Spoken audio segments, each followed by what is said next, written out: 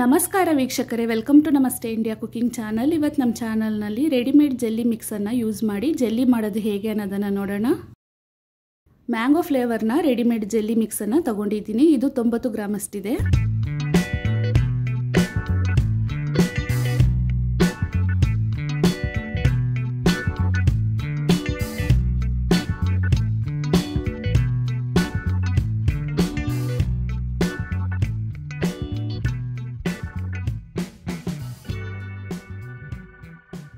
ಈ ಬಾಕ್ಸ್ನಲ್ಲಿ 2 ವಿಧವಾದ ಪೌಡರ್ಗಳಿರುತ್ತೆ. ಒಂದು ಈ ರೀತಿ ಚಿಕ್ಕ ಪ್ಯಾಕೆಟ್ನಲ್ಲಿ ಇರುತ್ತೆ, ಇದನ್ನು ಪ್ರೀಮಿಕ್ಸ್ ಅಂತಾರೆ.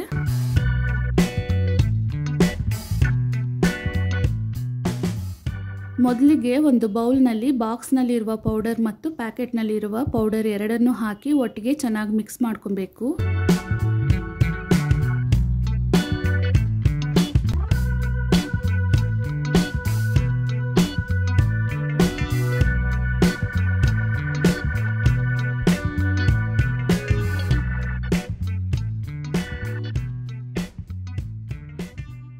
ಈ ರೀತಿ ಚೆನ್ನಾಗಿ ಮಿಕ್ಸ್ ಮಾಡಾದ್ಮೇಲೆ ಸ್ಟವ್ನಲ್ಲಿ ಒಂದು ಪಾತ್ರೆಯನ್ನು ಇಟ್ಟಿದ್ದೀನಿ.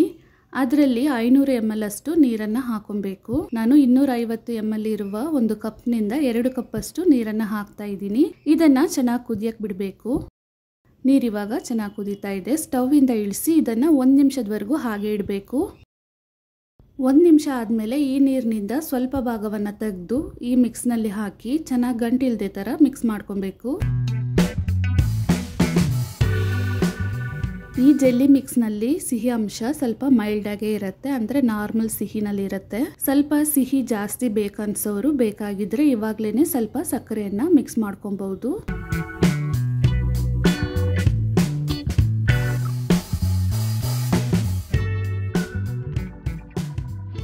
ನೋಡಿ, ಈ ರೀತಿ ಚೆನ್ನಾಗಿ ಮಿಕ್ಸ್ ಮಾಡಾದ್ಮೇಲೆ ಉಳಿದಿರುವ ನೀರನ್ನು ಇದರಲ್ಲೇ ಹಾಕಿ ಚೆನ್ನಾಗಿ ಕಲಿಸ್ಕೊಬೇಕು.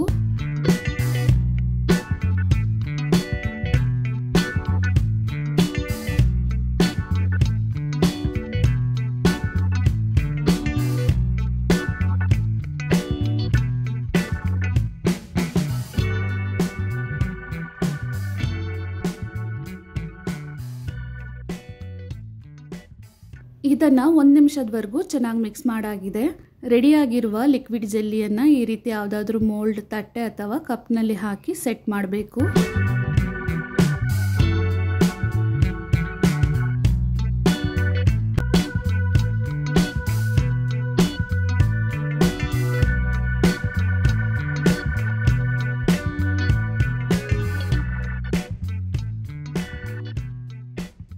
ಲಿಕ್ವಿಡ್ ಜೆಲ್ಲಿಯನ್ನು ಈ ರೀತಿ ಮೋಲ್ಡ್ ಅಥವಾ ಕಪ್ನಲ್ಲಿ ಹಾಕಾದ್ಮೇಲೆ ರೂಮ್ ಟೆಂಪರೇಚರ್ನಲ್ಲೇ ಇದನ್ನು ತಣ್ಣಕ್ಕಾಗಕ್ಕೆ ಬಿಡಬೇಕು.